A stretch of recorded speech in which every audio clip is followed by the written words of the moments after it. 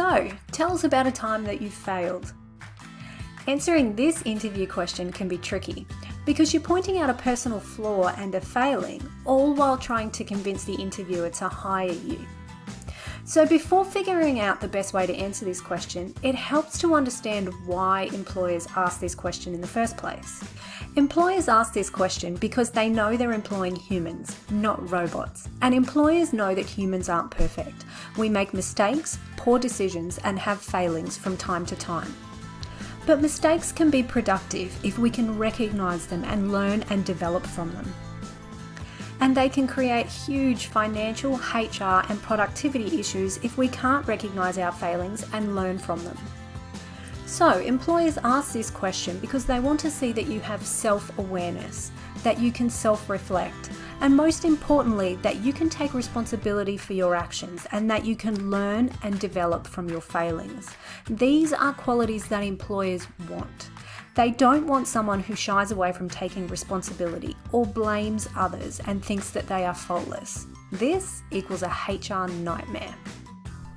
Employers also ask this question because it's a great way to assess your communication skills during your response. They'll want to see that you can confidently and articulately talk about a difficult topic. So the first step in answering a question about a failing is to tackle the question head on. Don't shy away from it or try and sidestep it, or worse, assign responsibility onto somebody else. This will actually do the opposite of what you're trying to achieve, and it will reflect poorly on you. So now we know not to avoid this question, how do we actually go about answering it? Well, first up, choose your failing wisely. So choose a failing of minimal significance. So not something that's insignificant or too minor, just nothing that is monumental or critical.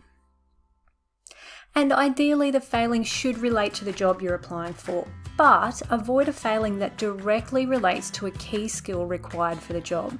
So for example, if a key function of the job you're applying for involves people skills, using an example of a time that you lost your temper with a customer is not the best example to use here.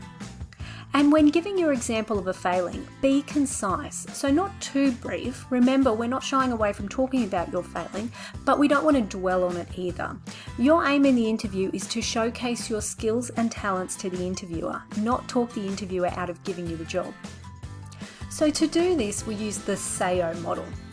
So we briefly outline the situation, so set the scene, what was the circumstance and who was involved. And then explain your action, so what you did or didn't do that caused the failing. And then explain the outcome of the failing. What was the end result? So the next part to nailing this question is really important. You want to explain what you've learnt from this failing, and this makes the failing or the mistake meaningful. You're showing your prospective employer that not only can you take responsibility for your mistakes, but that you can turn them into a positive. So you want to explain what lessons you've learnt, the new skills that you've acquired from the experience, and the new understandings that you have. And then you want to explain how you've implemented these learnings to improve and develop and become better at your job. This also gives the failure meaning. So here's an example of a failure. I was keen to show my boss how dedicated I was, and I agreed to take on multiple tasks, more than normal. I thought that I had the time and the resources to manage them all, but it turns out that I'd overcommitted and ended up pretty overwhelmed. I'm normally a thorough person, but in this instance, I ended up rushing through some of the processes to try and deliver on all of the tasks, and I made some pretty simple errors that meant that I couldn't deliver on all of the tasks on time, and I had to spend hours fixing the errors. I got everything fixed in the end, but I learnt to realistically assess the time and resources needed for each task to be done, and realised that it's better to achieve less tasks accurately and on time than overcommit and under-deliver. I applied this recently during a team meeting where my boss was seeking volunteers for upcoming taskings. I realistically assessed what I could achieve and only took on those tasks, and I was able to achieve those tasks accurately and on time. Other great examples you can use for this question include missing a deadline, being underprepared, making a task error, falling behind on work, mishandling an incident or situation, forgetting to send an important email, not taking responsibility for an issue, poor time management, not meeting expectations, or miscommunicating.